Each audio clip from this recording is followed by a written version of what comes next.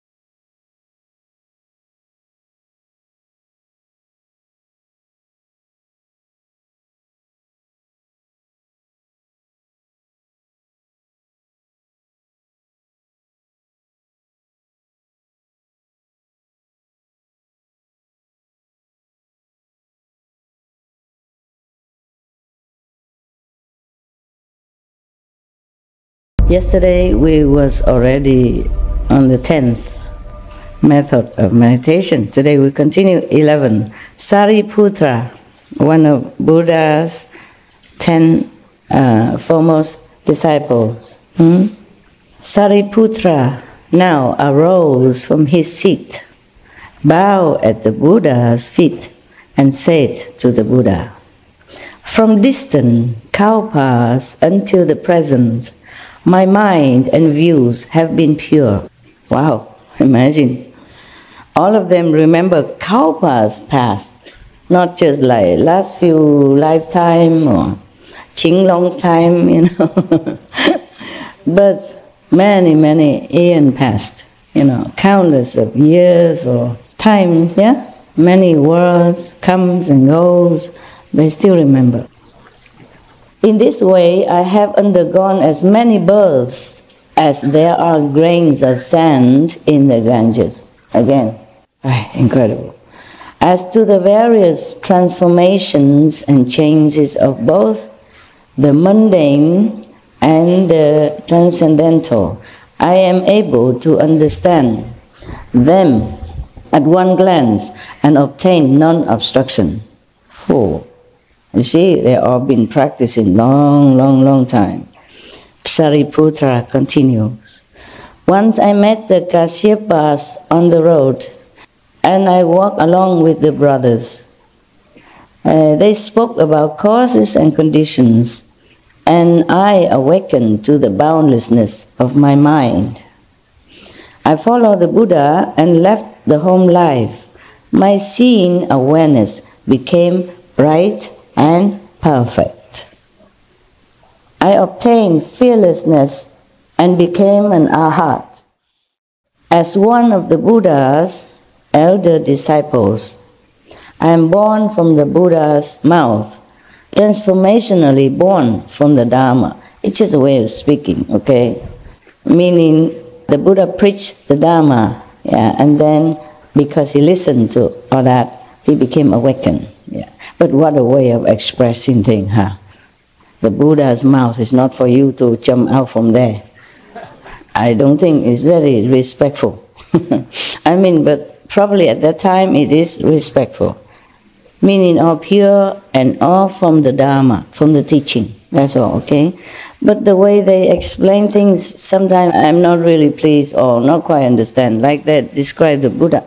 Like his eyes like the eyes of the cows. His legs is like the lions.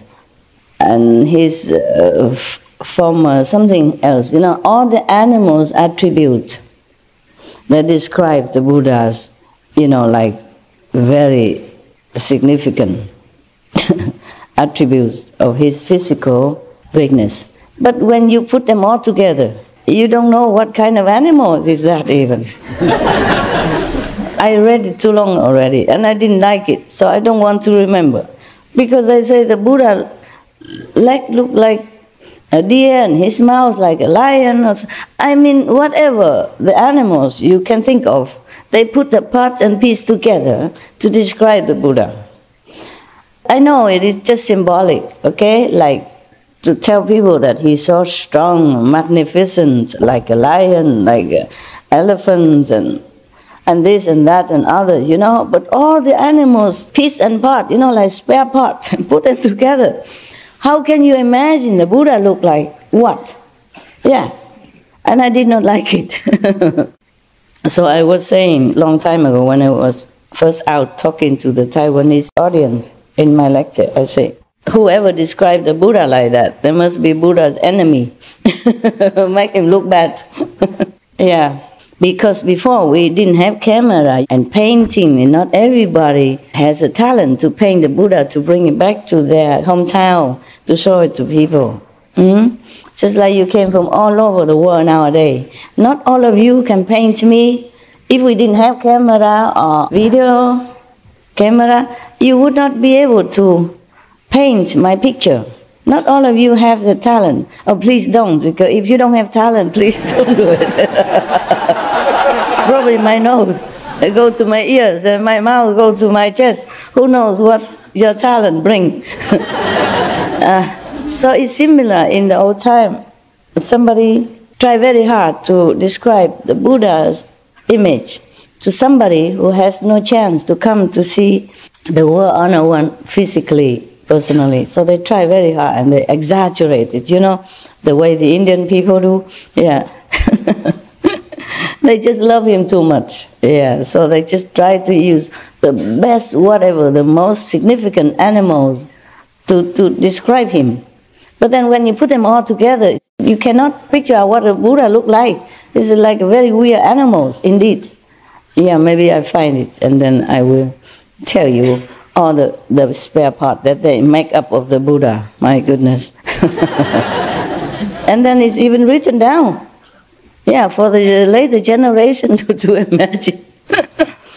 Thank God nowadays we have camera. But even then, some cameramen are kind and gentle. They make me look beautiful. And some, I don't know, they just tried the button yesterday, just like me with my iPhone. Don't know much. And then they still make my photo or my video. And I can't recognize myself. I said, do I look that ugly? So if the newcomer come, they don't know where to find the master, you know? Because one photo looks so beautiful and young, and the other photo looks so ugly and old and, you know, so distorted. Yeah. I make a joke before, remember? Somebody come and ask me, where is that beautiful Master Ching Hai? You know, ask me myself. Or somebody else come and say, where is the Supreme Master Ching Hai? I say, it's me. And they say, no, she looked uglier. So, okay, continue. Sariputra. The Buddha asked about perfect penetration, as I have been certified to it, for the mind and the seeing to emit light, and for the light to reach throughout knowing and seeing is the foremost method. So, I think he meditates on the light only, yeah. See, nobody has a Kuan Yin method yet, not yet. The Buddha just preach, yeah. and they just meditate whatever they have been meditating before. Or the Buddha just told them, okay, you concentrate on this and that, breathing or whatever, yeah? The Buddha did not teach them Kuan Yin method yet. Wow. And you get lucky. Jump in, on board, right away. No tickets needed. No building houses, no Milarepa test, nothing. You have the most generous master. Some are like that. Cannot even withstand one test. Test because they have problem, not because I wanted to test them. They have problem, and I check them, and I don't like. This kind can never go anywhere, can never progress. Maybe the maximum is just a third level. Most people are maximum practice a lot, asceticism and everything, third level max, okay? And those who are too sensitive to their ego, carrying the ego all over the places, will never go anywhere. Just a lot of work for the master and for themselves in this lifetime. Because if you don't progress, you also have problem in your life. And then you blame the master don't help you. You blame the situation, make you bad. You blame everybody else. Blame God even. You don't look inside yourself, don't clean yourself. That is the problem. If you want to learn English with the best teacher in town, you also need your homework, no? You go home, you have to do whatever the master teach you and practice it. And continue practicing daily. You cannot do nothing and then say, what? Yeah, actually I wanted to have a joke like, somebody came to the best English teacher, yeah? And what happened? He learned nothing. Many months later, the master make a test, everybody passed except that person. And the teacher say, why you don't pass? Like everybody else passed, why don't you pass? I could not speak anything. I could not write anything in English. The teacher said, why couldn't you write and read and speak? The person said, if I could, then I wouldn't have come here to study with you. Like hula, hula hop. Yeah, speaking English now. Yeah. If I could speak, read and write, then I wouldn't have come to you. This is the problem. It sounds funny to you and illogical, right? But this is what people do. That's what they're thinking, and that's how they behave. Even among some so-called disciples, my so-called disciples here, they have legs, but they don't want to walk. Yeah? And then the master needs to carry them all the time. You shouldn't do that. Then your legs will kaput. Yeah? One time I was in the hospital. There were, next to me there was one old lady. Yeah? She's Italian. And they don't let her walk out or anything. And because I could not move, and at that time I could not move, and it hurts everywhere when I move, so they think I also have nerves problem. They put me together in the same ward while testing, yeah? Anyway, every day she called my name, she make me do this, do that. I help her in any way because I thought she's handicapped. She couldn't climb out, couldn't do anything. Yeah, because I don't know, I'm so nice to people, so she asked me to do this, do that for her. And can she use my towel, can she use my bathrobe, etc., etc. Just give it all to her, doesn't matter, whatever, yeah. Otherwise she keep talking forever. But it's not as funny as it sounds now. If she go down and clean her teeth, she never close the tap.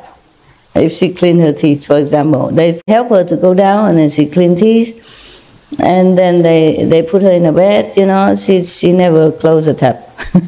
I have to go and close it, for example.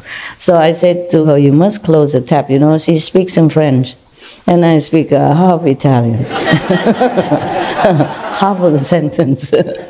We understood each other okay, especially I understood her. I don't need language to understand her. She just demand all kind of things. Want to talk to you, even though if you don't understand, she just keep talking, calling your name until you have to get up. Either talk to her or go out of the room. So this lady, she's laying in bed all day, eating, or talking to herself or to my ears, anything. And now and then ring the bell, just so bother the nurses. They all hated her. They don't want to have anything to do with her. So she ring all the time, they don't come, And then I have to do whatever she wants, etc. And then I thought she's handicapped, she could not walk, so I help her a lot in my situation, whatever I can. Now, this lady, she's really something. She can speak French, Italian, perfect, And sometimes, because she can express very accurately, I was surprised. And sometimes I cannot bend down to pick up things, and if I drop something, I use my toe, I use my toe to pick up from the floor. And she look at, she said, "Oh, phenomenal."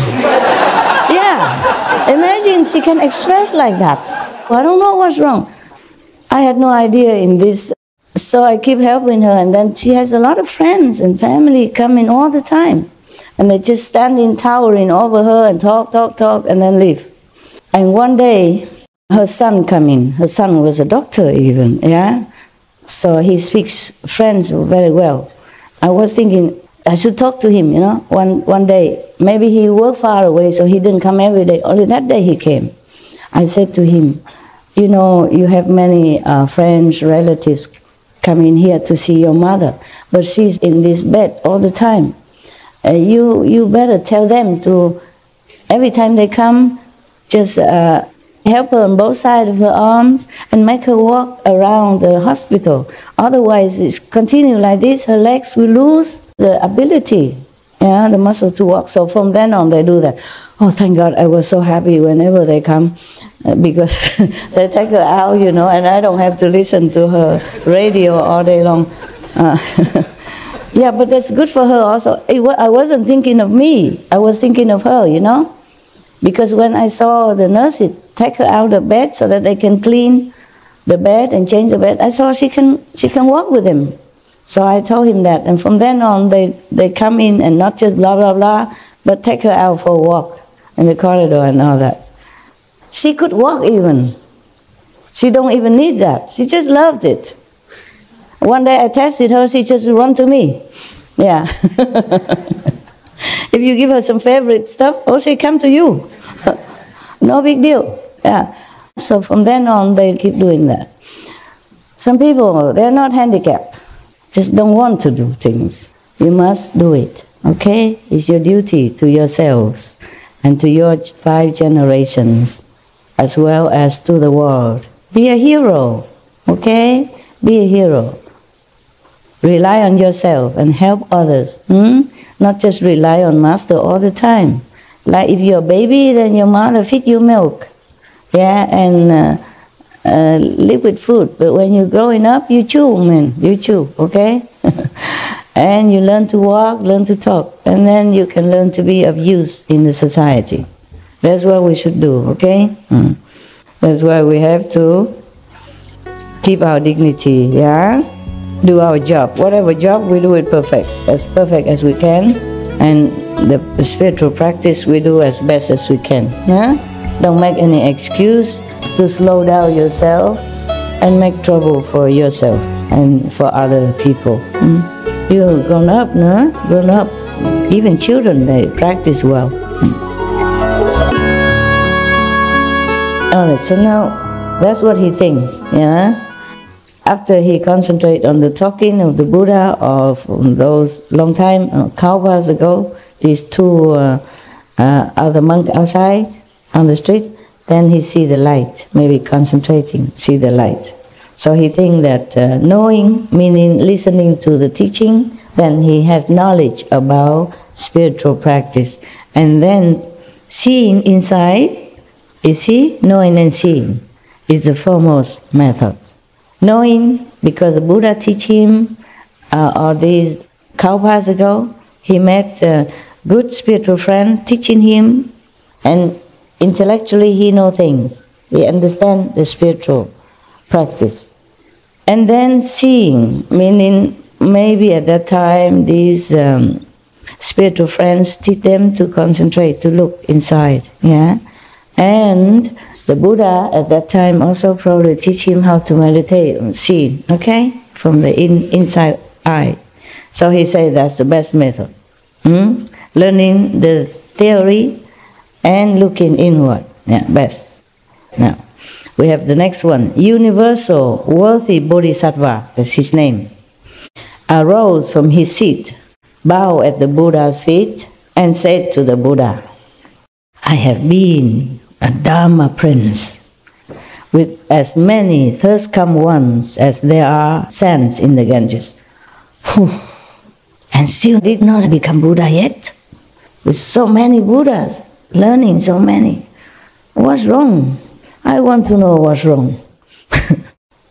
The thirst-come ones, meaning many, of the 10 directions, tell their disciples who have the roots of a bodhisattva to cultivate the universal worthy conduct, which is named after me.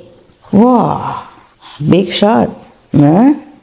His name is universal worthy, and many conduct have been named after him. Were honor one, meaning the Buddha, Sakyamuni Buddha, I use my mind to listen and distinguish the knowledge and views of living beings. In other regions, as many realms away as there are sands in the Ganges, if there is any living being who discovers the conduct of universal worthy, I immediately mount my 6-tusked elephant and create hundreds of thousands of reduplicated bodies, transcendental bodies, transformation bodies, yes. Not physical, but can be in many places at the same time. Reduplicated bodies, which go to those places. Although their obstacles may be so heavy that they do not see me, I secretly rub their crowns, protect and comfort them, and help them be successful. Successful in cultivating the universal worthy conduct.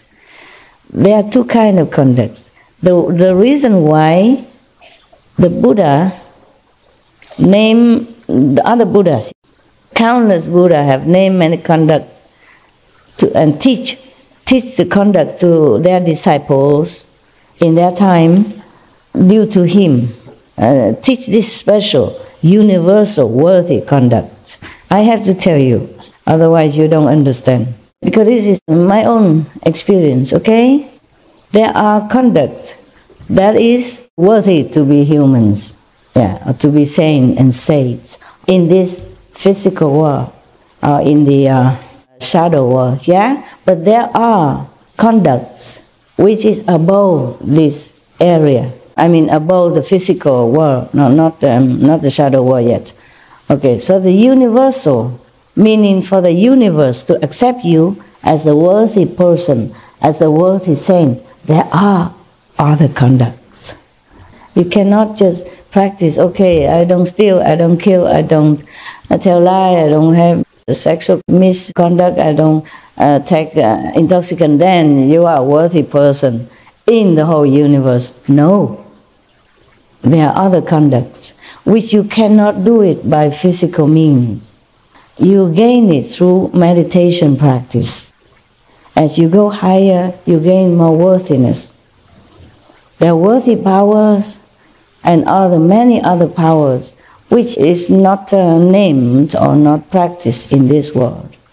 For example, I go to different realms. Oh no, I cannot count anymore. Every day 20-something realms that I pass. And I had no time anymore to write down. I've been neglecting my spiritual account for long time now. Not long, maybe at least a few weeks now. After I did the last retreat, things jump up so quickly. Every day 20-some, 29 and sometimes even 30, 31. New spiritual realms. Normally if it's a few, I always write it. It doesn't matter how late. Doesn't matter how tired I am. I always note down the realms that I had passed. and the reinforced powers that I've got. But these days, I have no chance, no time. So every day, even if I have a time to turn the page of my diary, I would say, today, 29 new rims. And yesterday, maybe 28. And then the next day, 30. Another day, just right on top, that's it. And now and then, if I have more, just a little more time, or even if I care, I write out how much spiritual merit, countless Ganges, rivers, sands, SMP, spiritual merit points. You see nowadays, my diary is all blank. Just a few numbers on the right top. I have hope that maybe tomorrow, the day after, I will have a chance to write it. But it has been at least 10 days already. It's all empty. It's all the number. 25, it depends on how busy I am. 24, 25, 29 only. And that is not like I've been on retreat even. I just meditate at night whenever I can, or daytime, and it jumps up so fast like that. Because one time, they report to me that if I want more new rims, more power, I have to go to such and such area. Yeah. I said, sorry, I can't. Can you not bring them here for me? And they did. Therefore, now it's overwhelming. I have no time to count and no time to write out the new rims as well as what power they transmitted, returned to me. This just, by the way, to tell you some happening in your master late time, late period of time. In one of these powers that exists in the universal, above, even above this shadow world, is worth power. Worth power. That the whole universe look upon you as a worthy being. But because I have so many disciples, no matter how much I have, it is still not as much. Still, nevertheless, sometimes I say to them, okay, I'm not worthy, so what? Okay, what do you want to do about it? And then in my vision they say, no, you're still worthy. Well, thank you very much. Because the Maya sometimes cheat me, tell lie, They told me, if you don't eat, then you'll be more worthy. I say, get lost. It's just some physical things. And I know I create my own food anyway, even though it doesn't look like that. Yeah. The food came from love, power of love, the power of loving creativeness. Yeah, so I don't owe you nothing, get lost. But he always tried these and others, Be vegetarian, you'll be more worthy. I said, no, yeah, worthy for how long? You cut off 28 years of my life. How worthy can that be? How good is the worthiness to me if I die earlier? And all my disciples became orphans so early. And other people who are supposed to come to me cannot see me. Get lost, I keep telling him, get lost. He tries so hard. The Maya tries so hard. Try very hard. If he cannot directly influence me or talk to me, then he make, the attendants of the dogs, not my attendant, I don't have any. I used to have a lot of so-called assistant, attendant, 侍者 this, 侍者 that, I have nothing anymore. I'm so scared to use anyone because the Maya will use them to bother me, okay? So I clean up myself, I do most of the things myself, whatever I can. I don't let anybody go near. They just take care of the dogs. Even then, they still make trouble for them. And then to trouble the dogs. Make the dogs ill, make the dog trouble, and then trouble me.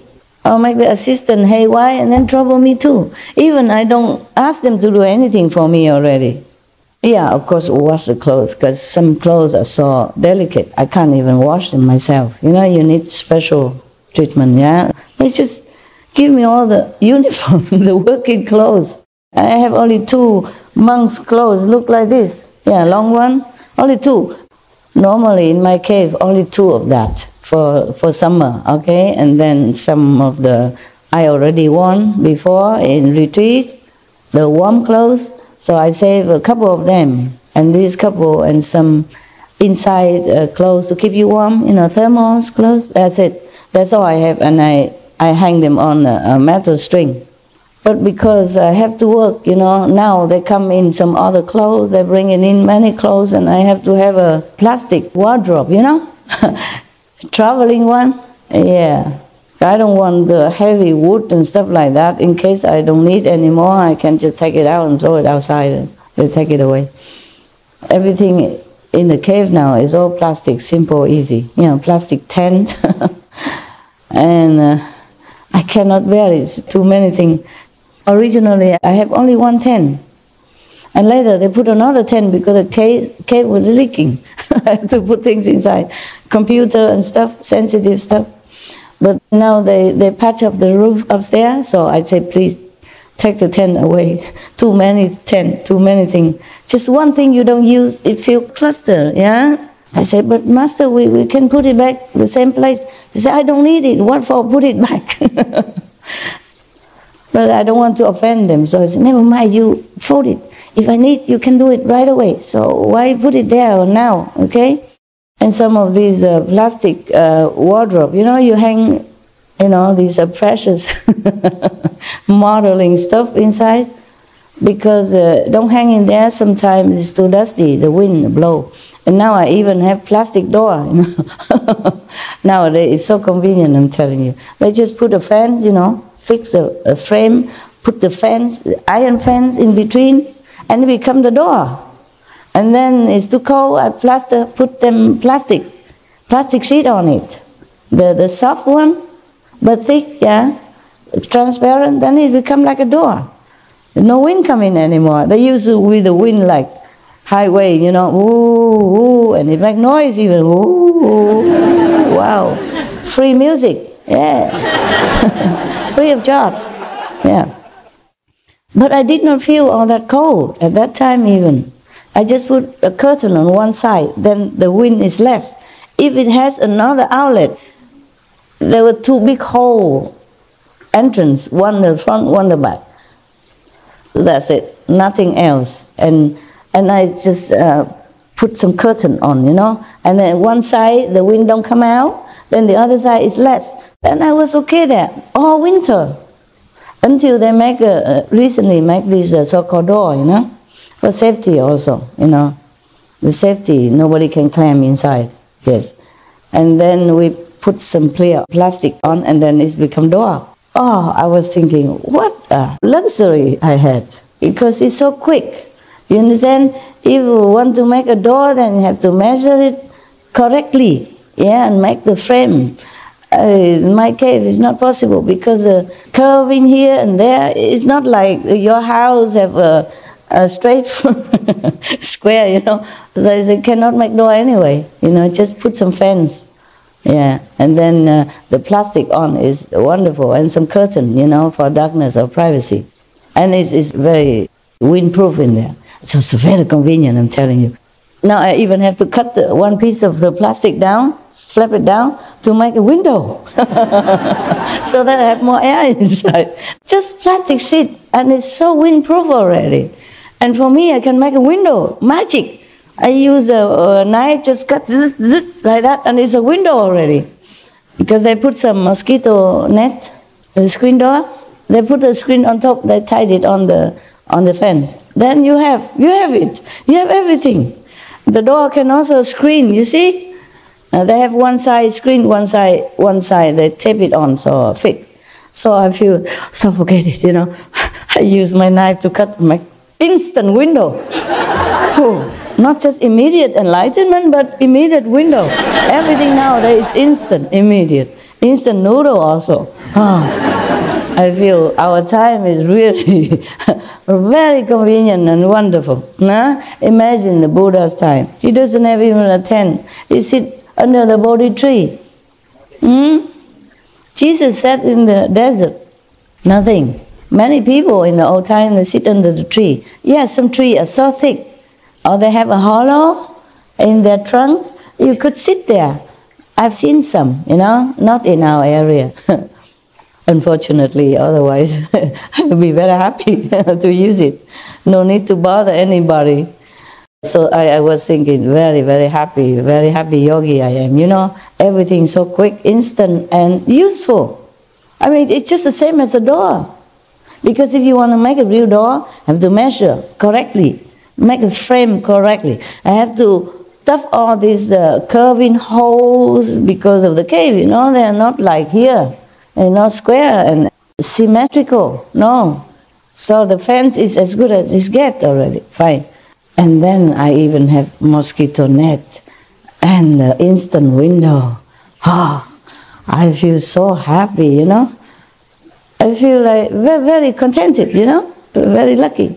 And whenever I take a shower with warm water, oh, in winter, it's like heaven. Huh? Feels so good, yeah. The Buddha did not have all this.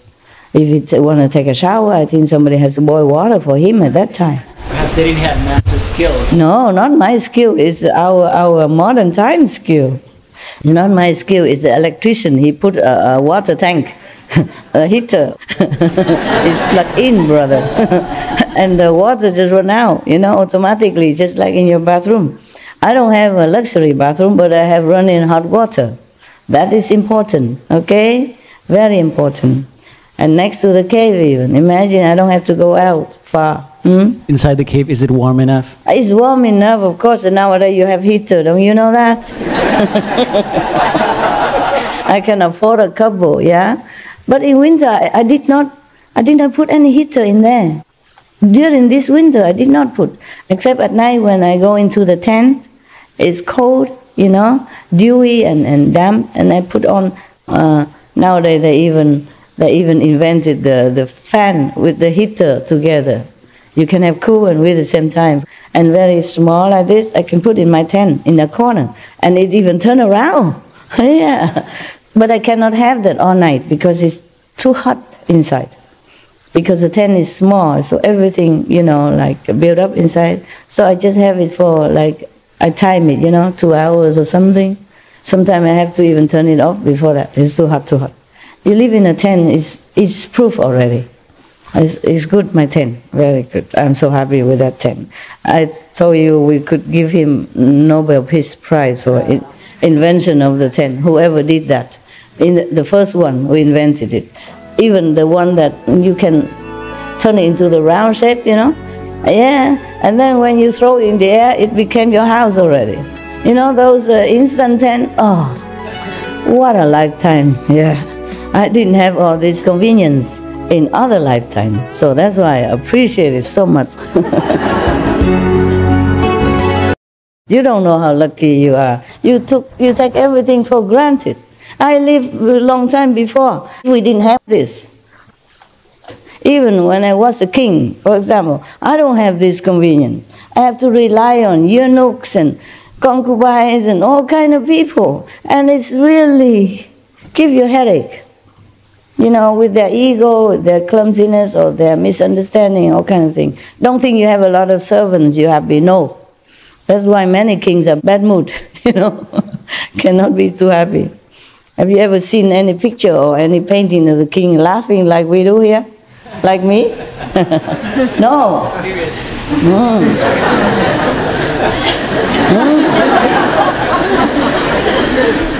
And even a bird, no, that's look even more serious. Because they don't have the tent that I have. Yeah? If we want to take a bath, you have to tell somebody, bring a bath. He has to wait for half an hour, 1 hour, from another corner of the workers' quarter to bring it to his chamber. And maybe water cold already. So have many more, bring more in, you know? Yeah. Very male-dominated. Male-dominated as well. Imagine if I was a queen, it's even worse. Yeah. All the male have to be around to bring hot water. Yeah, and then to take the dirty water out. Oh, man. It's really put you off when you just sweating all over and you want to take off your clothes and want to jump into your bath or in your shower. You have to wait 1 hour or 2 for the water to... And even wood, wood oven, you know. And then man has to carry it and you have to wait there. And you're feeling so suffocated and you went outside, you know, there's a little fresh air for them to prepare your bath. And then you don't sweat anymore, and then you don't feel like taking that bath anymore. Our body's already prepared, and you don't enjoy as much as when you were sweating and ready for a shower. No wonder all the king and queen look so miserable. Only a few kings and queens are very wise who leave the palace, leave everything, and go become a monk in a cave somewhere. Like Sakyamuni Buddha, maybe he's fed up with this bathing and stuff. Yeah, that's one motivation, one reason, to push you upward. Yeah, sometimes a Buddha reincarnate, and maybe he's so forgetful, about his purpose, or some saying, forget that he's supposed to be practicing, and some heavenly being would create some trouble, so that the Buddha, future Buddha or the supposed to be Buddha, wake up and get out of that situation and do something. So maybe the hot bath is the last straw, the last push for the Buddha to get out of the palace.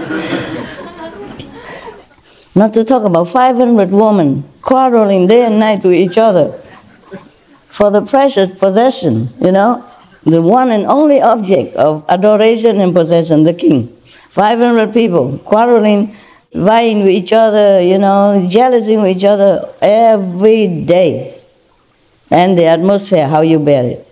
I really feel those kings in the old days, they are really tough men. Oh, no wonder, very rare we have queen. Nobody can bear it as a woman. We cannot bear it. We would tell them, get lost.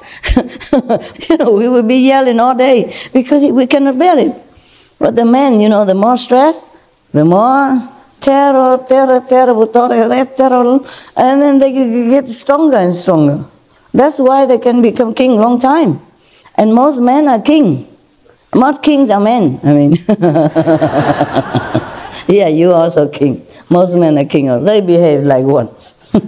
They can't cook. The women have to cook for them. Yeah, they can't do this, they can't do that. Yeah. If that's not king, then what? Huh? How can you not cook?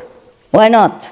So easy. Put all the vegetable, chop, wash it, throw it in the big wok or whatever, stir it up, put a little bit salt inside, or maybe some condiment, and take it out and eat it. How difficult can that be? Cannot you cook? Go home, learn, okay, from your wife. Or learn from some disciple and surprise your wife, surprise your girlfriend sometime. Give her a break. Huh? Give her a break from the kitchen. Go home, train your husbands, train your sons, train your boyfriends, okay? Make them cook. You don't want to? Okay, today no dinner. Simple. And if they don't want to, okay, go earn your money, buy your pizza. Dig it? Yeah. You did, good. I learned that from movies. Some American, they say, dig? You dig it? Dig. I mean, did you capiche, you understand it. But you don't need to translation. When I ask you, did you dig? You dig it? Then you understand. Right, continue. Now we go back to serious business. The universal worthy Bodhisattva arose from his seat and tell that he practiced this conduct. So he said that the Buddha asked about perfect penetration. The basic cause I speak of in my case is listening with the mind to discover and distinguish at ease. This is the foremost method. Using some intellect. Yeah, you have to listen with concentration. Yeah, and distinguish what is what. Meaning what the meaning. The Buddha say that. Why he say that? There's some deeper meaning behind. Really must concentrate and analyze it. Using that. You must listen with the mind and distinguish at ease. Yeah? This is the foremost method. That's just for him. But above that, he also have the universal worthy power. Because of that, for aeons of times, he has always been able to appear different places to help the people who also practice universal worthy conduct. Universal worthy conduct is one of the methods, from 84,000 methods. Some people practice that, just to be really good, pure, morally fit, and are meditating, on the universal power. Only if you can. Only if you happen to tap into that corner of the universe where it houses universal power. Just like I went to different new realms and where it happened to store universal power there. Like for example, I go to place named A, okay? And that new spiritual realm house two power. They also have other inherent powers, but one of it is worthy power, okay? Worth, they call it worth power, not worthy power. But this worth is even above this kind of universal worthy power. In order to go higher into new realms all the time, I need many different powers to go up, to go up. And nowadays, there's more than I could even count now. I have no time to even write out what realms I pass and what power I have reclaimed. But it's still reclaimed, nevertheless. It's just that I did not record it, that's all. I just hope one day I have a long, long, long winter hibernation, then I can remember and write it all down. Or maybe not. So, because of that even, he could go and help a lot of people. You see, so the saints and sages, they don't just practice, attain their enlightenment, and sit there doing nothing. They're quite busy, going from one place to another, helping one person after another, even though they don't even know it. Just like you have angels around you protecting you every day, but you don't see them. All right, so now we go to the next one. My calendar is running wild.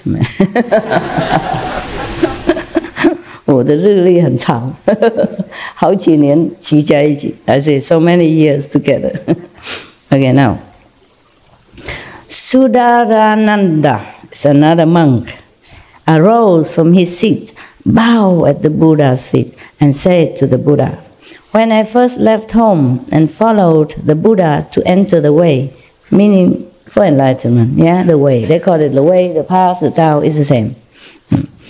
I received the complete precepts, 250 precepts, for monks and nuns. But my mind was always too scattered for samadhi. Even received the precepts and maybe some meditation instruction, but his mind is running all over the place. He cannot concentrate, so he cannot enter samadhi state. And I could not attain the state of having no outflows. Of course, if you don't meditate well, all your defects will not be cleansed for this lifetime. And that's very difficult to enter samadhi or to progress, The World Honor One, meaning the Shakyamuni Buddha, taught Kaustila and me to contemplate the white spot at the tip of our noses. Do we have one? Oh yeah, if you look down like this, there's something. Okay, I think that is the most easy one for this monk to practice, okay? Just like Patanjali, he teaches his disciples a different method, Do you want different methods from me? No, we don't. No, you don't? You're happy with this? Yeah. Okay, okay. Because we have many, okay? By the way, before you meditate, okay, you should take some deep breath. You lay down, It's better laying down because it's very relaxing. If you sit down, maybe you might fall down afterward. You just lay down and you breathe in as deep as you can, with the nose, okay? And how you say, lead it all the way to your stomach or your solar plexus, yeah? And then go back all the way to the chest, and then all the way to your head, yeah? And to the crown, or to inside the head, doesn't matter. And hold it 10, count to 10, and exhale, yeah? Maybe 6 times, and then you meditate. You will find more calm, okay? More easy to sit, all right? Does that apply to both sound and like meditation? Yeah, it doesn't matter. It's fine. Before the light or before the sound, meditation, it's okay. If you find yourself not very restful, then you do that. Or you can do that anytime. It helps, okay? Before you meditate. And if you find yourself also a little bit angry or vexed because of situation or because of somebody kind of rub off on you, people rub off on you all the time. Even you recite the 5 names, sometimes you forget. So you take deep breath like that. And then you just sit down somewhere, okay? Safe, and do that. Okay? Just make sure you don't fall down, man. Because for me, sometimes I just take a deep breath in and I'm gone already. Too tired, too tired. Too tired, you know? Sometimes because of working too hard or because somebody, it depends on situation. I came home, you know, enter my tent, and I want to turn on the warm heater, yeah? I just turn it on, and then I'm gone.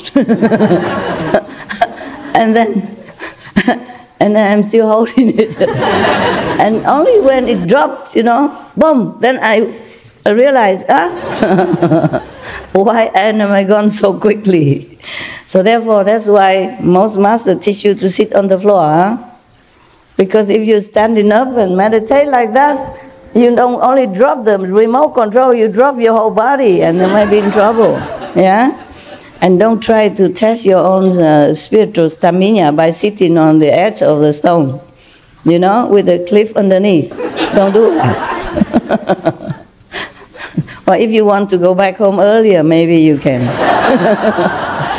There was a story, a Zen story about one monk. He always wanted to test his samadhi power. Showing off, you know, sometimes ego make you do crazy thing. Don't do any crazy thing. Just do normal thing, okay? I teach you what, you do what, yeah? Slowly, yeah? And even if you're already Buddha, don't sit on the edge of the cliff. Yeah? You dig? Yes. Dig, good. Okay. Now, the man, he sit on top of a stone. You know? All around is cliff.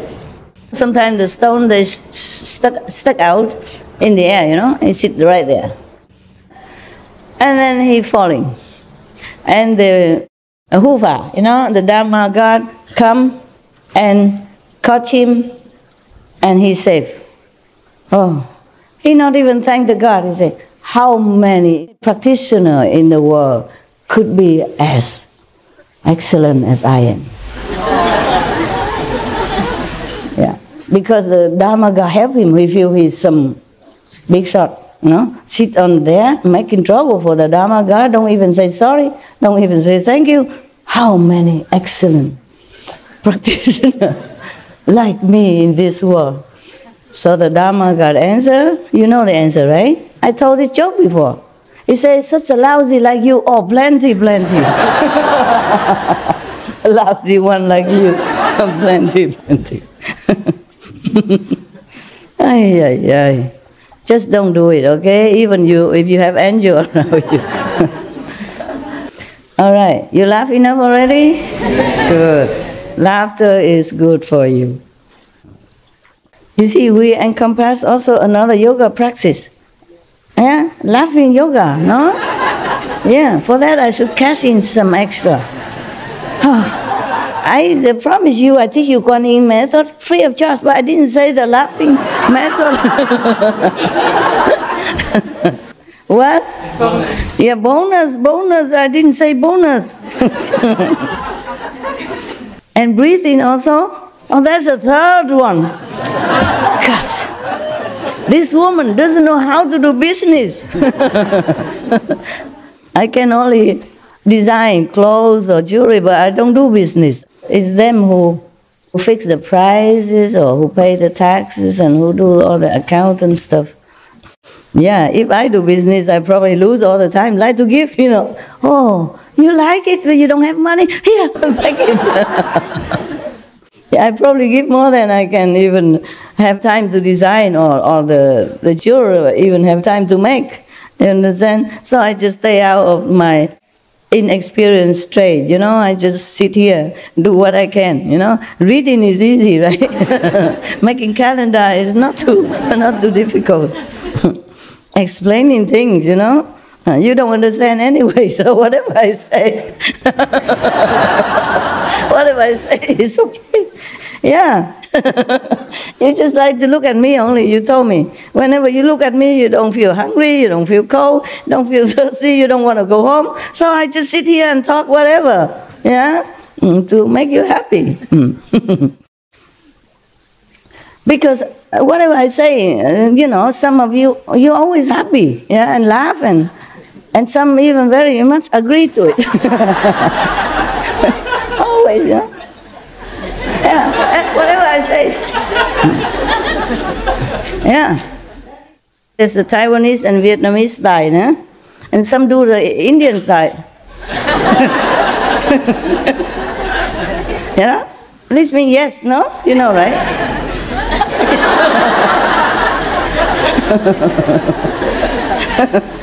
Wow, good disciples indeed.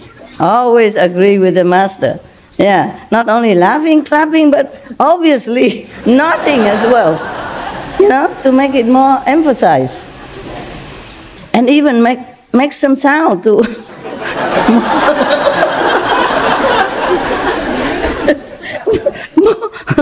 to be more obvious,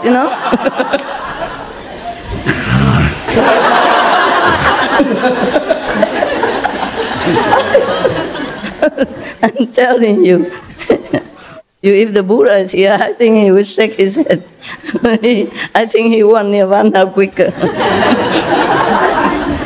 His disciples are arhats already since Ganges and rivers lifetime.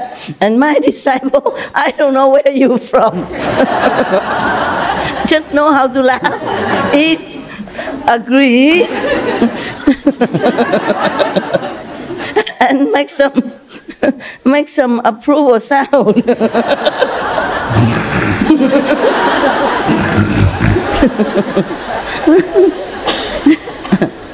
I'm telling you, lucky I'm not Japanese Roshi. I beat you, If you don't sit straight and nothing like that, no matter you agree or disagree, they will beat you up. Yeah? Lucky you, I'm not Japanese Roshi. I mean master. Yeah, Roshi means master in Japan. You're lucky so many ways. I don't charge you the extra method. Free of charge, laughter, all kind of things. Good food, yeah. Good greenhouse for you. Yeah, this is very convenient, hey? Yeah. Very well done. It's good, it's good. I mean, better than nothing. Oh man, you such happy kids. So happy people. I never seen so happy people. So many happy people in any of the temples assembly in my life. I've been to quite a few temples and ashram, and I never see any crazily laughing like you are. All the time. Anything I say, you laugh, no matter what. If you understand, you laugh. You don't understand, also you laugh. Because the neighbor laughed, you must laugh. Otherwise they know you are dumb. You didn't understand master joke or whatever. Yeah. Okay. You feel better today? Yeah. You catch up with your jet lag already? I feel sorry for you. Yeah. Today I feel happy for you. Because you don't agree, obviously. You don't use this method to agree anymore. I know you catch up. Yeah, okay, it's fine. Just to see each other is also good, nah? Now and then. Who cares what I said, right? All right, good. Okay, so the Buddha taught him Sudarananda to contemplate on the tip of your nose. From the first, he continued, yeah, this monk. From the first, I contemplated intently. After 3 weeks, I saw that the breath in my nostrils looked like smoke when I inhale and exhale. My body and mind became bright inside, and I perfectly understood the external world to the point that everything became empty and pure, like crystal. The smoky appearance gradually disappeared, and the breath in my nostrils became white. When he said that, I don't know, maybe he meditated in a cold winter area, and when you breathe out, it's white. No? You think so? Huh? Like a chimney, is it? Okay, now, yeah, it's just because his mind is different. Not because the smoke come out of his nostril different. His mind is different. Yeah. He probably go up to a different level, and it became like that. Because you can see here, he said, my body and mind became bright inside, and I perfectly understood the external world to the point that everything became empty and pure, like crystal. And the smoky appearance gradually disappeared, and the breath in my nostrils became white. Okay, not smoky, but white. It's just when you are in different level, you see things differently. Just like I see the green, ugly sofa became white, reclining. They call it a lounge chair, Yeah, long, white. Or that I didn't see the other 3 bottles next to the 1 bottle that I saw. Yeah, something like that. Many other things I don't remember now to tell you, okay? When we are in a different level of consciousness, we see more reality than the appearance of this illusionary magic game here, okay? Yeah. It's nothing really mysterious. Nowadays, even scientists can prove it. The hologram things, I told you already, right? Who is that singer? They created a hologram of her in another far, far, farther away concept, different concept. So she be in 2 places same time with the hologram technique. Yeah, that's a technique, you can do it already nowadays. It's just very expensive for your master to, to try. Maybe later you see me here, but not me here, huh? Yeah. Beloved Master, even quantum physics proved that everything is made of music. Music, yes. Sound. Oh, yeah, vibration. Okay. Exactly. Yeah, they prove everything nowadays. There's nothing mysterious anymore. Okay, huh? Yeah, soon you can also appear in many places just to scare people. When they were gossiping about you and you just appear. I heard everything. I will change my will. The will of the inheritance. In France, during last election, one politician made some speech, and he was at another place, making the same speech with other people. Yeah. Nowadays we can do that. Yeah, in France they make it already. Yeah, you see that? I'm not telling the story, it's true. I saw the clip just passing by somewhere, I don't know where. I saw her just standing there singing, talking to her fans. But she has having a physical concert, long distance from there. I don't know how many miles or how many countries, yeah. It's nowadays they can make that already, okay? Maybe one day then it's good I can retire, I sit in my cave and just project this. And maybe each of you will have one master in a hologram. What? Where? Master, please touch my head. Can I hug you? Yeah, something like that. And you're hugging nothing. Yeah? Yeah, but I wonder why it took so long, because in the movie Star Wars, you know, they already saw this type of thing already, yeah? Why did it take so long now to realize this, to make it come true? In the future, this hologram stuff will be cheaper, yeah? And I can just sit in my cave all day long. Whenever I want to talk to you, I just project this hologram. I just tell the assistant, now, turn it on. Tell everybody to gather first, you know, and then now turn it on, and then you saw me sitting here. Yeah, just like now. Who knows, yeah? Nowadays, we're so advanced, not as good as in many other dimensions, even in the astral level, we are nowhere yet. But still better than 100 or 1,000 years before, right? Yes. Okay. Coming back to serious Buddha business. So, my mind, Sudarananda, continue, yeah? Because at that time he must be in samadhi or in some different level, because he say his body and mind very bright. You see the light inside and he thinks it's from his body and mind. But he enter another dimension, or maybe inside, you see, samadhi. That's why he say his mind and body very bright. Just when you meditate, you see the light, that's what it is, and you think it's from here, or from your own body. So that's how he described it at that time. And then he said, my mind opened and my outflows were extinguished. Every inhalation and exhalation of breath was transformed into light, which illumined the 10 directions, and I attained a hardship. The World Honored One predicted that in the future I would obtain Bodhi, would become Buddha.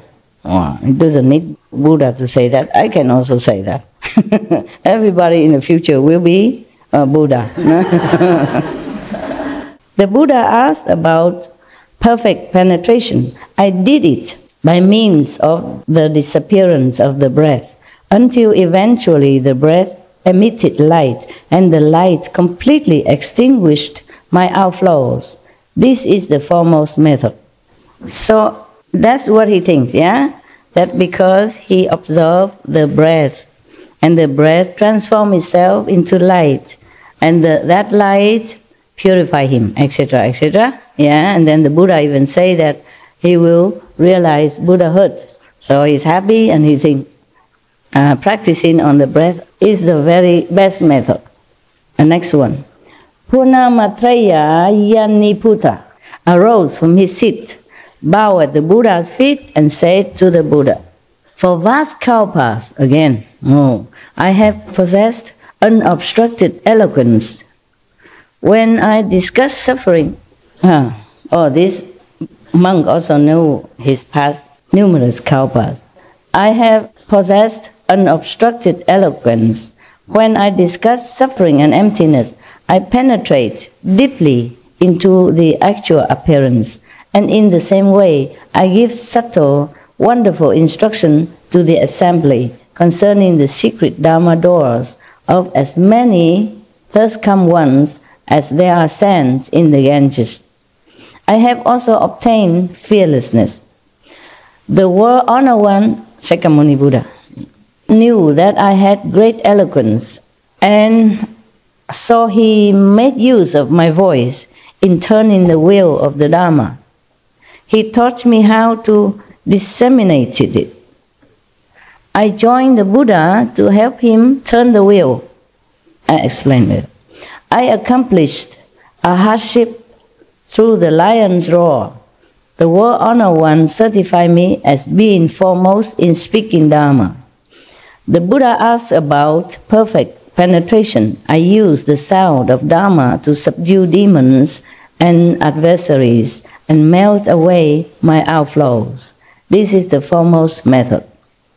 This monk, he always had, perfect eloquence, great eloquence.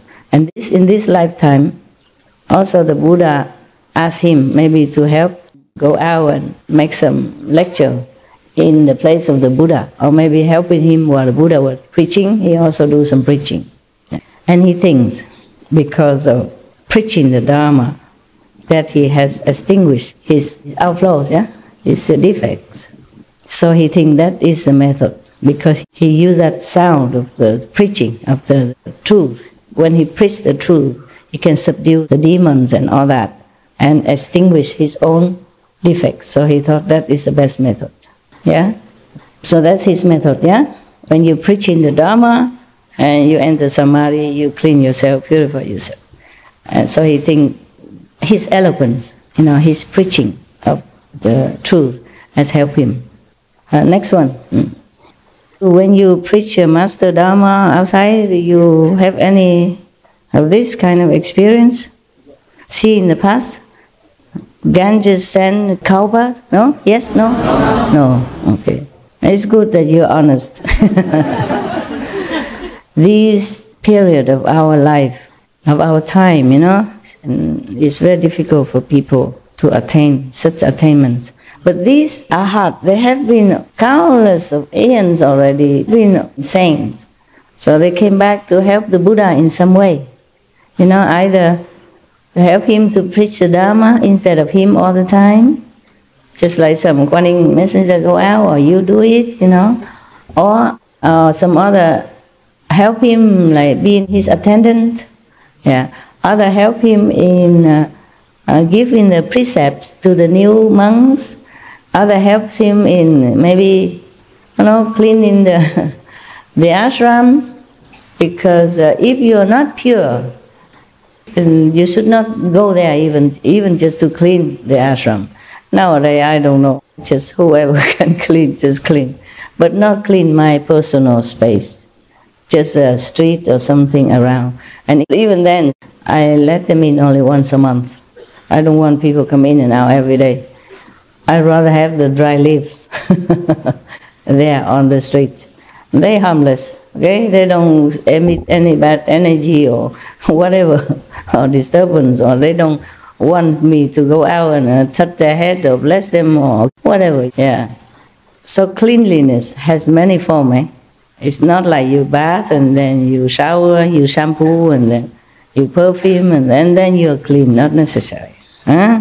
Clean inside is very important. But outside also must clean. Please don't emit something that's not supposed to emit. Now, there's another monk, okay? Upali arose from his seat. I think they take turn one by one. Whoever came first to the Buddha to learn, they spoke first. Yeah, they have this kind of order. So otherwise, everybody stand up at the same time and speak together. Then the Buddha can never hear, or the assembly cannot hear anything. Yeah. So now it's Upali. Upali arose from his seat, bowed at the Buddha's feet, and said to the Buddha, "I followed the Buddha in person when he fled the city and left the home life. I observed the first come one endure 6 years of diligent asceticism. I watched the first come one subdue all the demons, control adherents of external paths, and become liberated from all outflows, which were based on worldly desire and greed." Wow, this one followed Buddha a long time, huh? Probably one of his attendants before or something, yes. Or maybe just one of the first one who caught sight of him and then followed him to help him in some way. 6 years? Yeah, during 6 years even. I based myself on the Buddha's teaching of precepts, encompassing the 3,000 awesome deportments and the 80,000 subtle aspects. Both my direct karma and my contributing karma became pure. My body and mind became tranquil, and I accomplished a hardship. In the first come one's assembly, I am a governor of the law.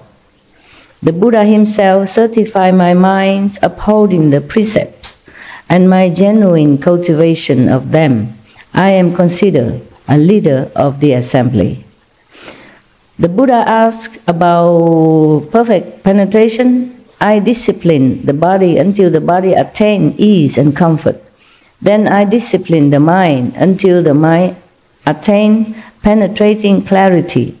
After that, the body and mind experienced keen and through absorption. This is the foremost method. So for him, the precepts is the foremost method. You discipline your mind and your body. Don't let them rule over you. Because the body sometimes desires something which is obstructive to your spiritual progress. Yeah? The mind sometimes giving nonsensical ideas, and make you run around, for the object of your desire, so-called the mind desire. And he disciplined them all through the precepts of the Buddha. So for him, he thinks that is a method. Controlling the mind and the body. Okay, what is direct karma and contributing karma? That he can purify. Anybody know? I don't have anything. Maybe a pen. Okay, South African, tell me. Most of the direct karma is the karma that's directly linked to him, and the associated karma is karma around him that he collects or that he works with. What is the direct karma again? His direct karma, the karma that he deals with directly himself. In himself? You mean for this lifetime? Yes. And then the other one? The associated is for what he collects around him. Okay, good. Meaning nothing can affect him anymore. Even this lifetime karma, he can control. Like yesterday I have told you, suppose you were born to do something bad, but because of the precepts, you know what is right, what is wrong. You don't do it. At least the action, you don't do it. Even though you have the urge inside or the thinking, but you control, okay? And then you also control your mind that it don't even think like that. You cut it off right away.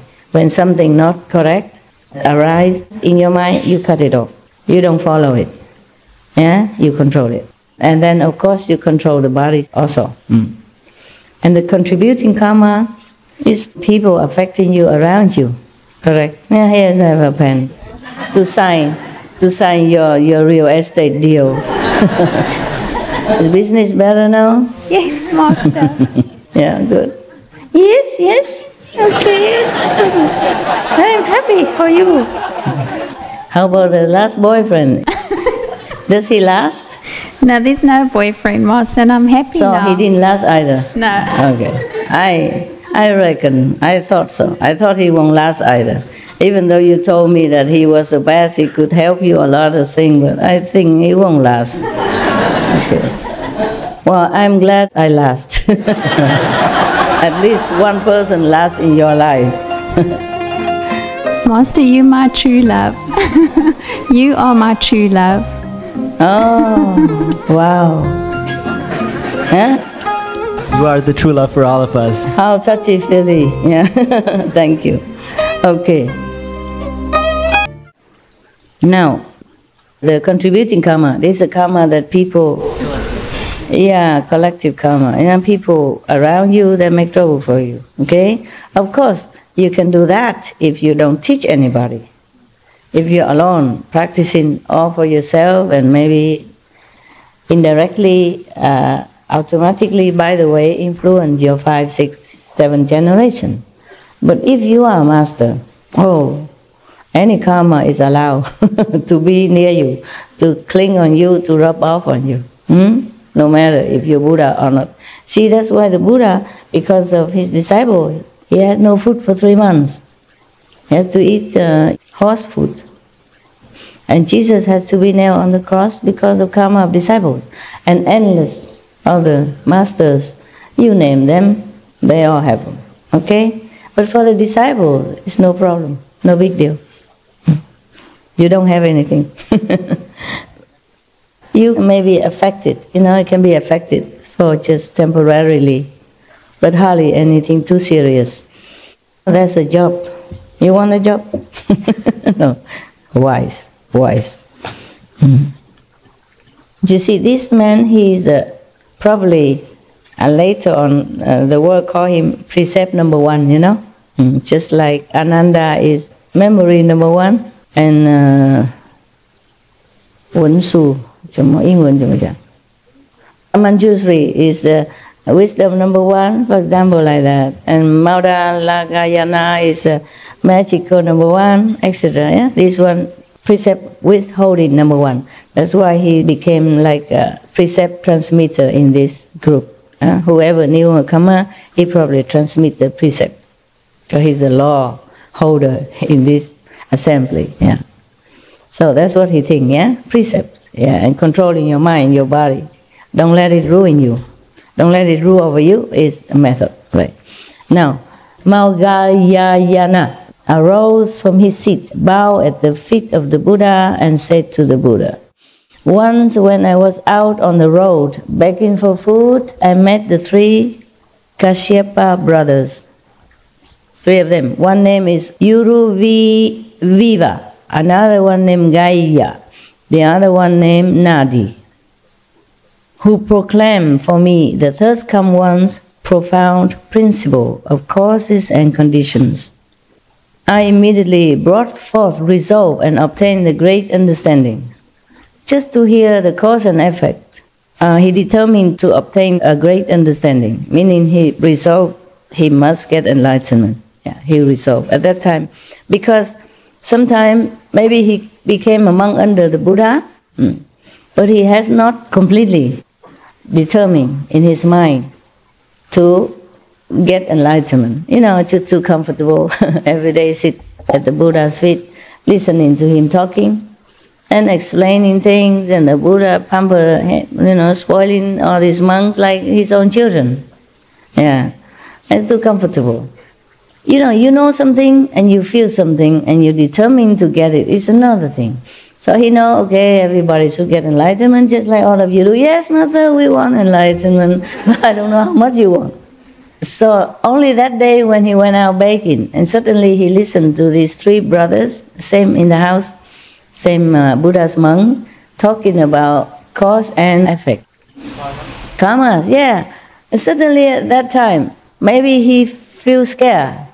Suddenly it hit him that if he doesn't practice well, if he doesn't get complete enlightenment, maybe like that.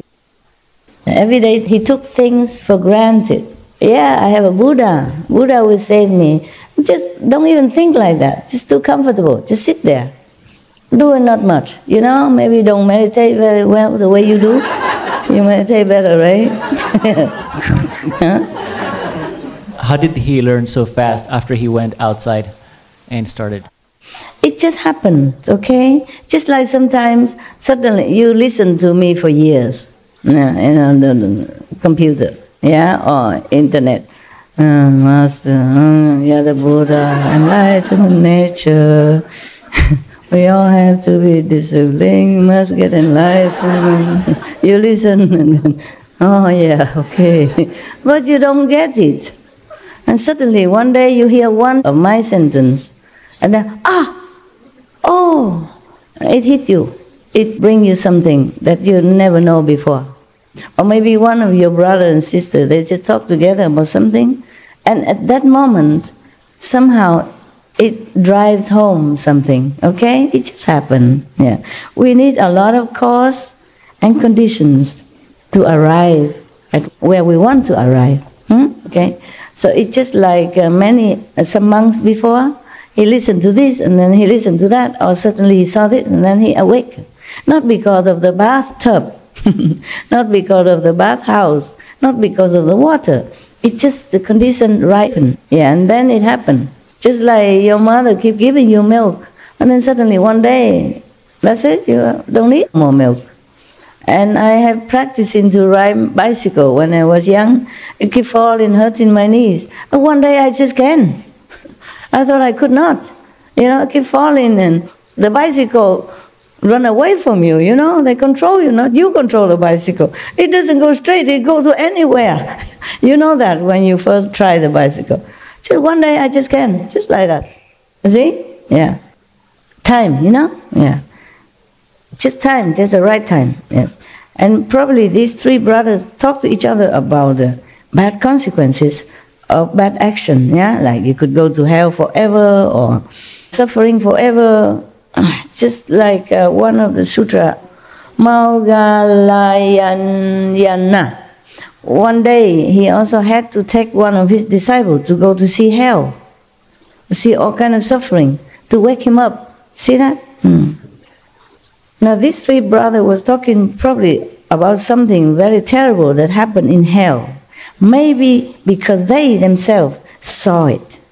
That's why it makes more impressive influence on Maugalyayana. Understand?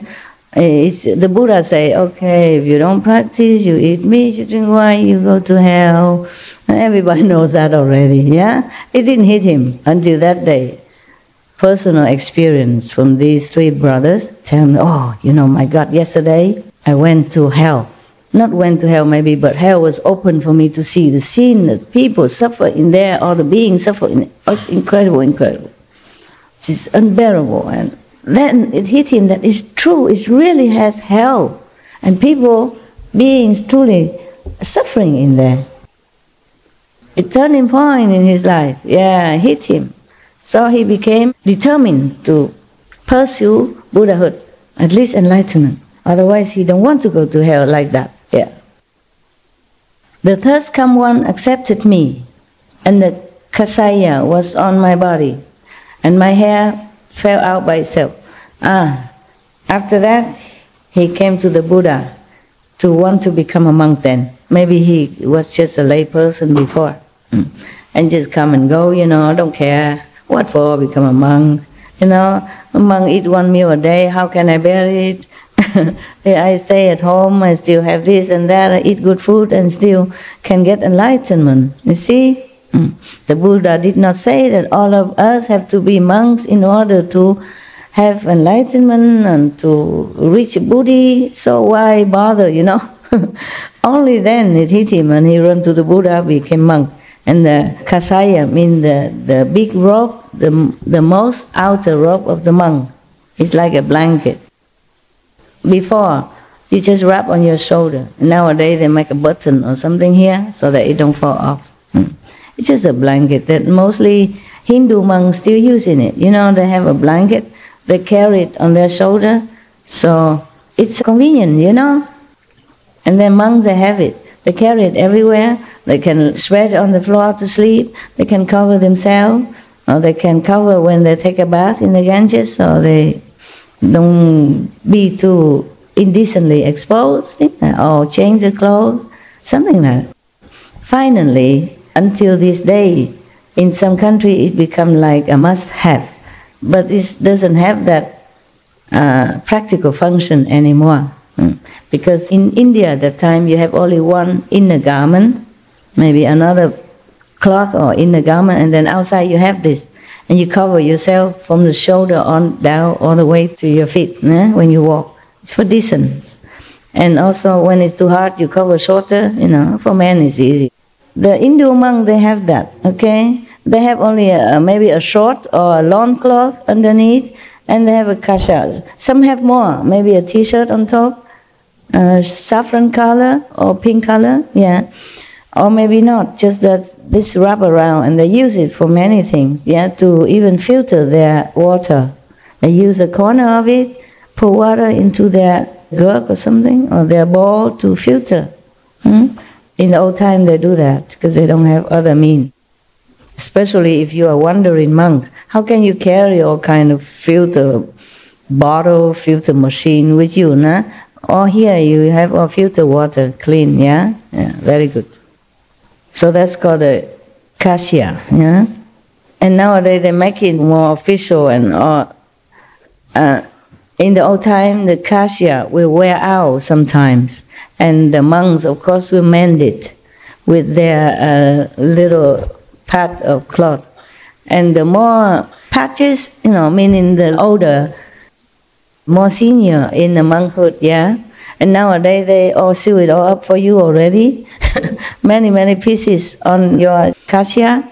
Just symbolic, you know, mean that you mature in monkhood, that you are bhikkhu and bhikkhuni, yeah. But in the old time, there was a very practical piece of clothing for the monks and for the nuns, yeah. The nuns, of course, has to wear more. The monk is easy. Even just that is enough. And they wash it and they wear it immediately. Mostly they will have only that. They don't have double to change.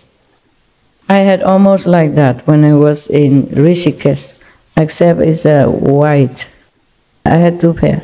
Because if a woman, you get wet, it clings to your body. It's not good. So if it's wet, I change. So I have 2 pair, but very thin so that I can carry around, okay? And some undergarment, of course, nah? All right. So I had only 2. I wash and I wear immediately. Just put on the rock and you wrap around with something, and then you wait, you meditate, and then your clothes dry, and then you go home. Oh, I feel very nostalgic.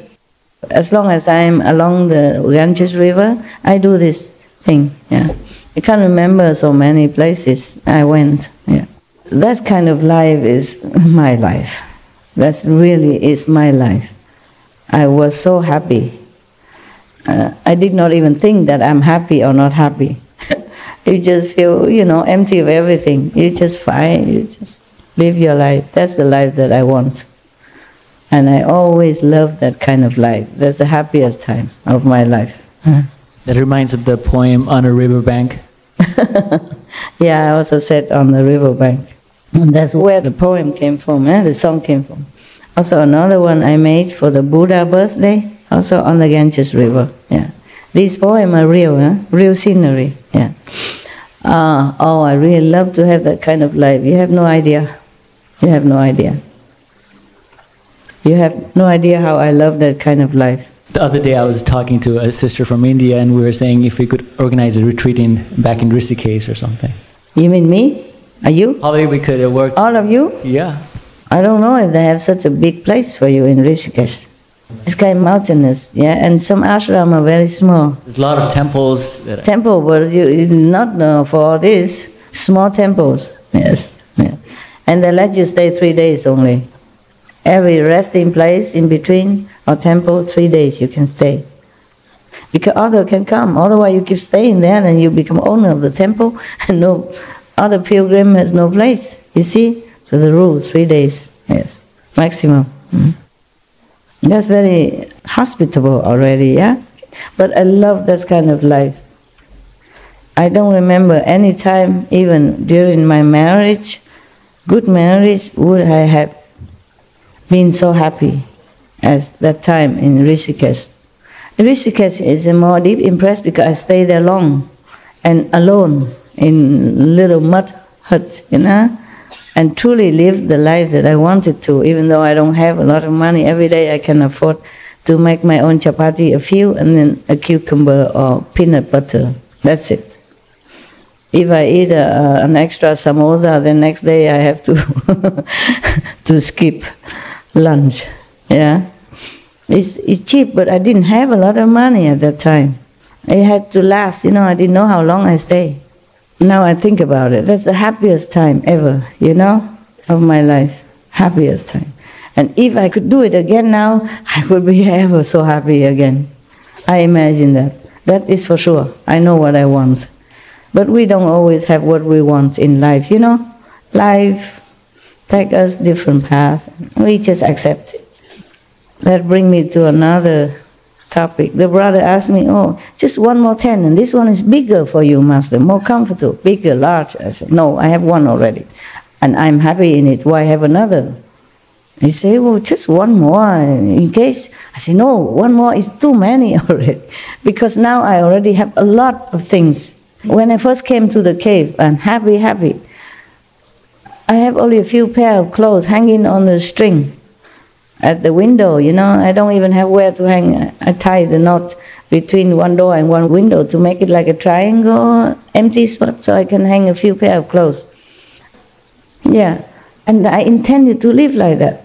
And because I forgot that I need to go out and appear in the public and then, conference this and that, and then so they bring clothes in, and then because the cave was leaking, originally I put clothes somewhere else, so I don't want to put it in my cave. I want my cave just empty like that, as is. I don't even want one more chair inside, just sit on that step so that I can use it also to climb high if I need. But then they brought in a big television. Fine, okay, it's good for me to check out sometime SMTV. And then later, because of my dogs. I have to move my dogs to where I put the clothes before. I used to live in the VIP house and one room and put all the clothes in there. That was temporarily during the first retreat. I don't want to stay there. I didn't want to. Any houses, don't want to. And have garden and lock gates and everything, you know. So then I moved to the other empty house. But then the dogs came and they want to see me, and I don't want to go to the VIP house to see the dogs. The dogs stay in the VIP house. I stay in the cave. So I have to move the dogs there so that I can see them often to see if they're okay or not okay, if they're well taken care or not. You know, you can see that if you see them often, yeah. And every day I go there and make it into my office, yeah. But that only when I see the dogs. And when I don't see the dogs, then I bring work back to the cave and work there. Also there is electricity, light, yeah, they put it in. Before I don't have. If I don't have to work, I don't need electricity either. When I first came, I did not even have this heater fan. Nothing. And okay for winter too. If you zip the tent down, then you don't feel that cold. Just a little bit more clothes or more blanket, yeah. They brought me three very thin fleece kind of blanket. Sleeping bag actually type, but I zip it all out and make it. I pin them together, 3 into one blanket. I didn't want to bother take another blanket in anything. I use them all like that, and it was okay. It's a little chilly, but it wasn't all bad. When you're tired, you come home, you just drop that. Meditate and then drop that. You don't feel too much discomfort. And then slowly, because of work, and then I have to move all the clothes back to the cave. And now I have even these plastic closet, yeah. But plastic, thank God, you know. But that's it, that's what I have now, yeah. Nothing more. Because of the clothes, you know, to protect these delicate clothes like vegan fur and stuff like that. So he wanted to squeeze that tent also inside there. I said, no, no, no, please, don't make me sacrifice more than I already do. I said the clothes and the closet now that we brought newly in is already my limit of sacrifice for all this, okay, for my cave. No more, please take. He did not understand, so I had to tell him that.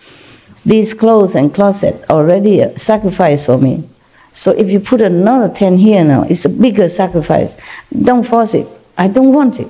If I can, I would throw everything out in just a few pair of clothes. That's all, then I'm happy. But I cannot, so I have to accept it. So just don't make any more. He didn't mean anything bad. He worried about me. He was crying even. Master, why you stay in such a small space like that? I say, small? I am small. That's enough, you know. The coffin is even smaller. The coffin, you know, when we die, even smaller, and we fit all in. Why worry about now? You know, the tent is okay. Just fine, yeah.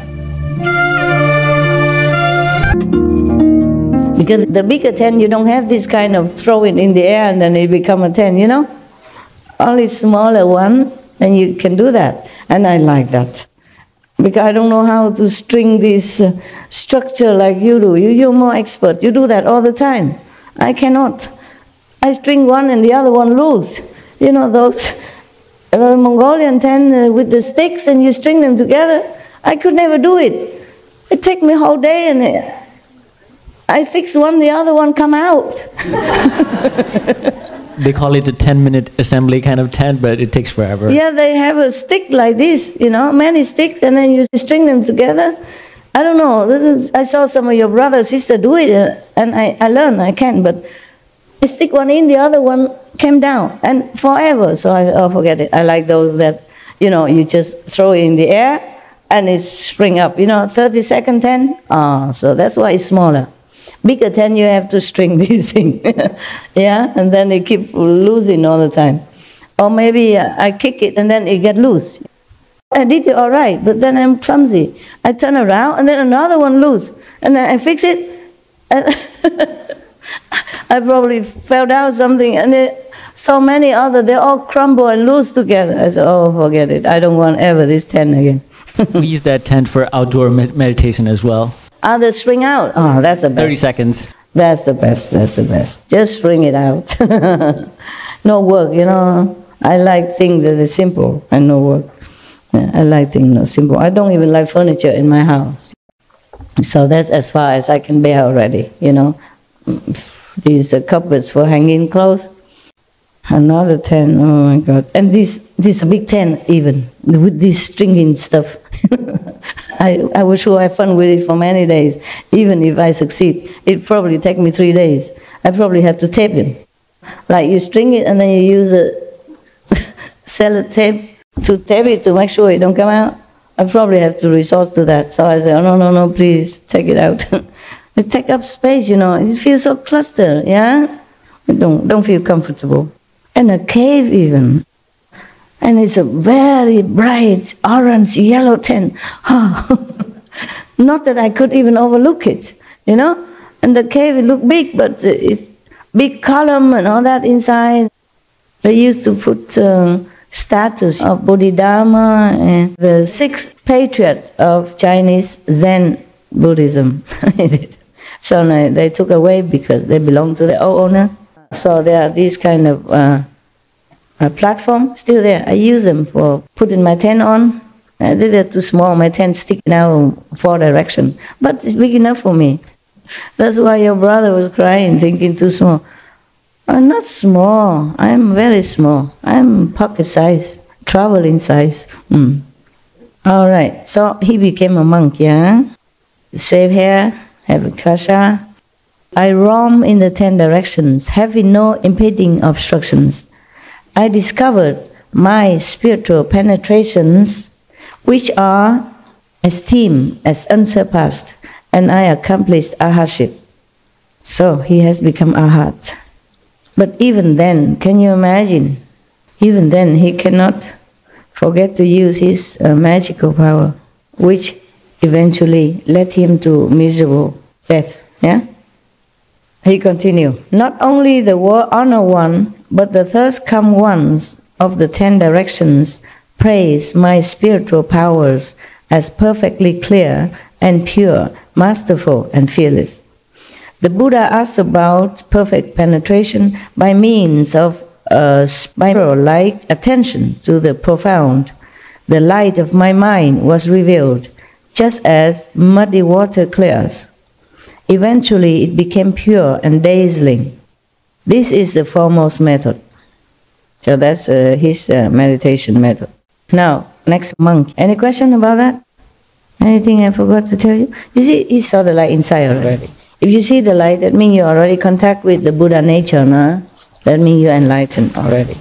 Just that. But he has more. He has more than just seeing the light. So the Buddha certified him as arhat.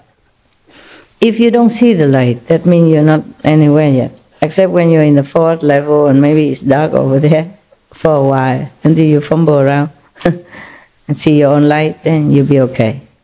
Next monk.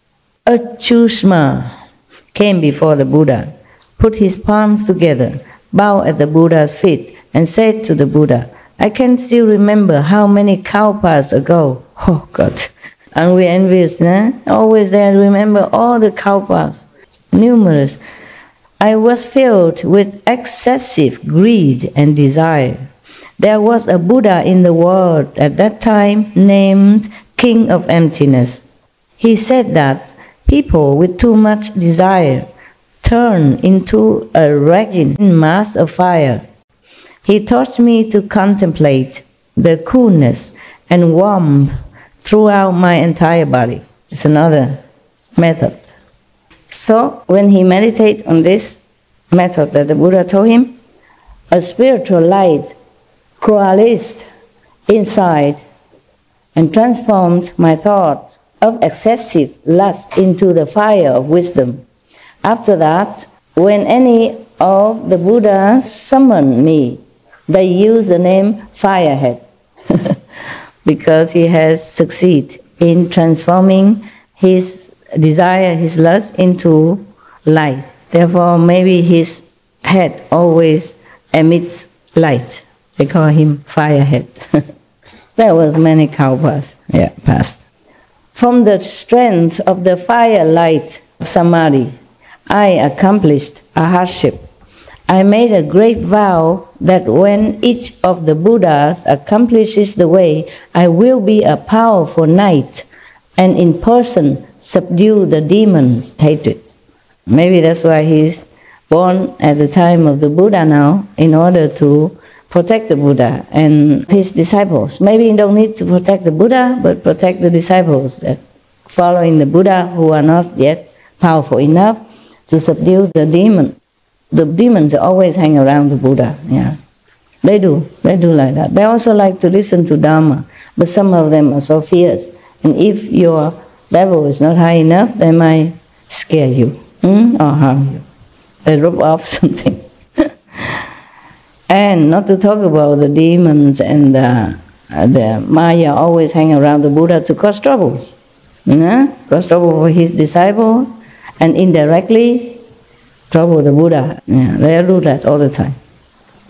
The Buddha asked about perfect penetration. I used attentive contemplation of the effects of heat in my body and mind until it became unobstructed and penetrating, and all my outflows were consumed. I produced a blazing brilliance and ascended to enlightenment. This is the foremost method. There's not much we can explain here, so I don't need my calendar. Next one. The Bodhisattva name, maintaining the ground. This is some name, huh? Arose from his seat. Maybe he's the one who taking care of the ground where the people meditate.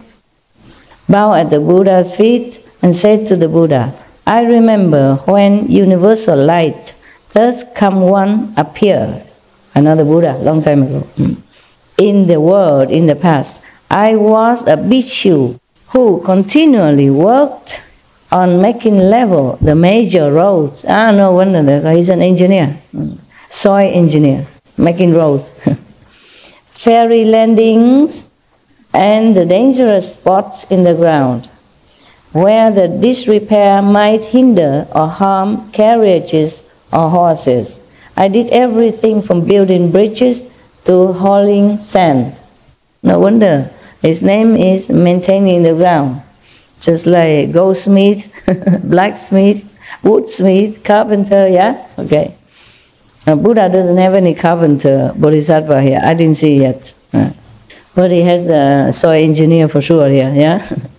I was diligent in this hard labor throughout the appearance of limitless Buddhas in the world. Wow, so whenever any Buddha appear in the world, he also appear to level the ground, to maintain the bridge and repair the road. If there were beings at the walls and gates of the cities who needed someone to carry their goods, I would carry them all the way to their destination, set the things down and leave without taking any recompense. And he don't charge money for that. He helped a lot of people. When the Buddha Vipassing appeared in the world, there was a worldwide famine. I would carry people on my back, and no matter how far the distance, I would only accept one small coin. If there was an ox cart stuck in the mud, I would use my spiritual strength to push the wheels and get it out of difficulty. Once a king asked the Buddha to accept a vegetarian feast. At that time, I served the Buddha by leveling the road as he went. Vipassing thus come one rubbed my crown and said, you should level your mind ground. Then everything else in the world would be level. Immediately, at that time, my mind opened. As the Buddha said that, he blessed him also. So immediately, my mind opened up and I saw that the particles of earth composing my own body were no different from all the particles of earth that made up the world. The nature of those particles of dust was such that they did not connect with one another, nor could they be touched by the blade of a sword. Wow. You know that, right? The atoms also, yeah. They look like they're thick together, but they're all separated. Even then you cannot touch them, or you cannot separate them by the sword or a blade or anything. He saw that immediately, you know. I mean, the Buddha blessed him to have some glimpse of enlightenment. Yeah, so within the Dharma nature, I awakened to the patience with the non-existence of beings and phenomena, and accomplished a hardship. I brought my mind back to the extent that I have now entered the ranks of the Bodhisattvas. Hearing the thirst come one proclaim the wonderful Lotus Flower Sutra, the level of the Buddha's knowledge and vision, I have already been certified as having understood, and I am a leader in the assembly of that direction. The Buddha asked about perfect penetration. Upon attentive contemplation of the body and the environment, I saw that these two dusts are exactly the same. Probably he saw the atom. That fundamentally everything is the treasury of the thirst come one, but that an empty falseness arises and creates the dust. When the dust is eliminated, wisdom is perfected, and one accomplishes the unsurpassed way. This is the foremost method. So that's his method. Contemplate the body and the environment, and split the atoms. That means atoms were discovered way before science discovered them. Yeah, the spiritual people know everything before science even begin. Yeah, all right. Okay, maybe another time. Take a rest, all of you also.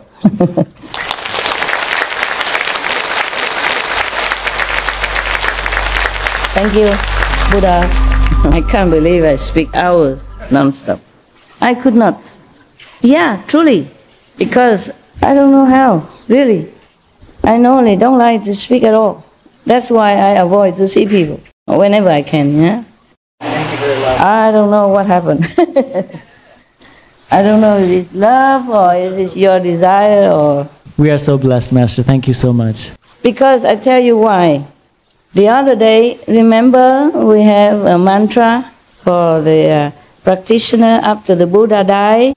He said you can make a mandala, you know, build a hut or a platform, and you have to sit there 100 days, no sleep, no eat, no drink, and recite what mantra, so that you can also become enlightened just as when Buddha lived. And the mantra is about 20 pages. I didn't read it to you, remember? And then I thought I better practice reading it first at home.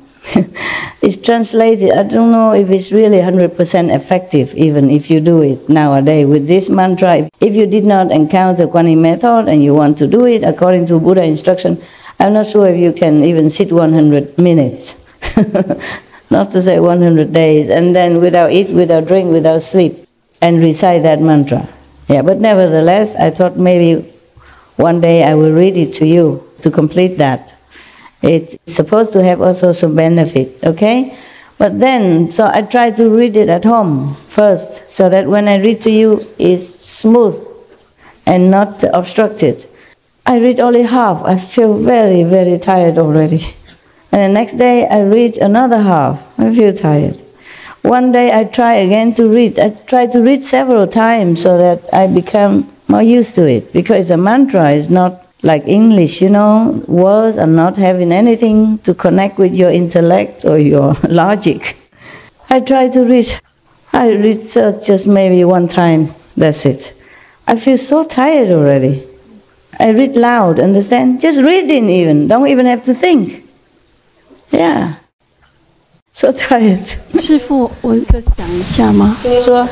师父，我那时候求印心的时候啊，然后我要去印心的那个路上，我就往里面一直求，我就说：“师父，您是师父，我真心跟你求印心。那如果我累世修行的对我解脱、对我真正修行没有帮助，请师父就帮我拿掉。那于众生有利的，再帮我留下来。”结果我印心出来，我以前每天诵大悲咒，然后往生咒，那些咒一个字都想不起来，一个字都想不起来，完全想不起来了。谁叫你乱讲嘛？没有，可是我因为修行以后，从内在自己得到的东西，不是这一世用头脑去学的东西，都在。OK， 所以我知道那个咒语没有用，因为那个咒语当初有用，是因为传法的那个人才有用，传法的才有用。对，是真的是这样。对，所以我觉得我根本都忘光了。OK， 我印心前还一直在持，我持很多咒。了解。可是连最简单的当然都佛教很多忘光了，都忘一干二净。对，然后连最简单的大悲咒，记得那个我也通通忘记了。啊，记得那个就好了。我还记得一些了，不过我不常用，不用。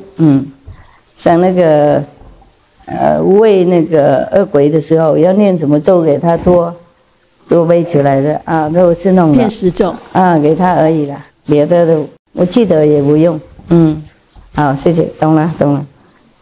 She just wants to tell you that even if I read that sutra, if I read it to you, it might not be useful, because before she initiates, she asks if anything useless, then please delete it for her. She asked Master to do that before initiation, and it's really she forgot everything. Being a nun, you know many mantras.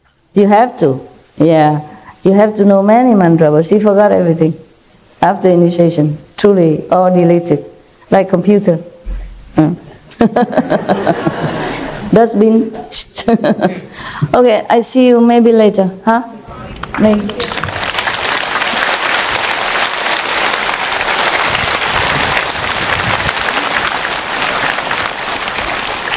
谢谢耐心 Thank you for your patience with your cramped legs and your squeezy seat, your patience. Thank you. I don't know if I could do that. I don't know if I could sit there with such a long Western leg for hours. Thank you. 来，你是不一样。She said because Master blessing, but for them it's easy. They do that every day. Monks, they meditate a lot, you know. Before even they met me, they would have learned some meditation already, you know. So for them, it's sit long time, no problem. Yeah. For you, I really have respect, impressed. Thank you.